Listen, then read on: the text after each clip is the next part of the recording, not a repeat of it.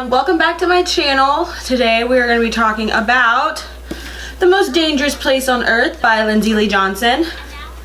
We're going to be having a book review and possible discussion at the end as well.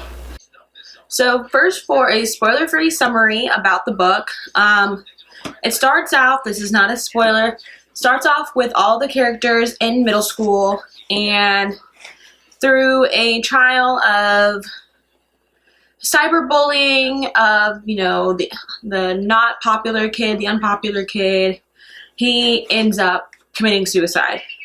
And from that suicide, he jumps off the Golden Gate Bridge in San Francisco. From that suicide, that leads all of our characters in the book to have their own secrets and their own feelings that they don't ever really get to talk about afterwards. And so that's kind of where the book, on top of it following our students who are now in high school, it also follows a new teacher to the school, Miss Nicole. This school is kind of your typical preppy private charter school, non-public school forum, all that kind of stuff. And so the kids have a little bit more free will and free guidance on their classes, and the teachers, are set up to higher standards. At least that's what the parents think, that's what they're paying for, are higher standards. Throughout their time in high school, there's at least one scandal. There's a scandal of, one of the students having an affair with one of the teachers.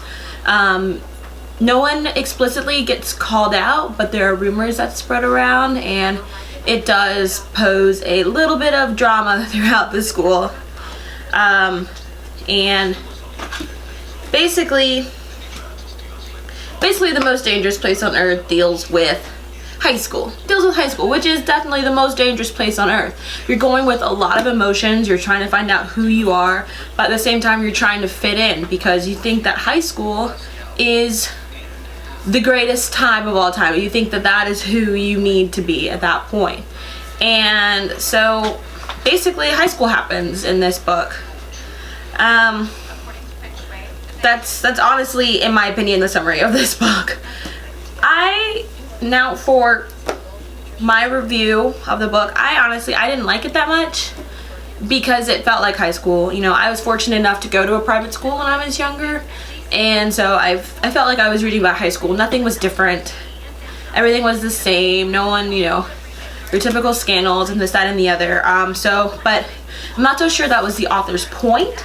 Was trying to make anything different, or maybe she was trying to shed light on some things that happen in high school. Try and get people to talk about the use of drinking and drugs in schools that are supposed to be prestigious, or the pressures that parents put on their kids that leads them to cheat on some of the most important exams of their life, or just trying to live up to a standard or have an identity on your own, but also have a social life and a functional school life as well.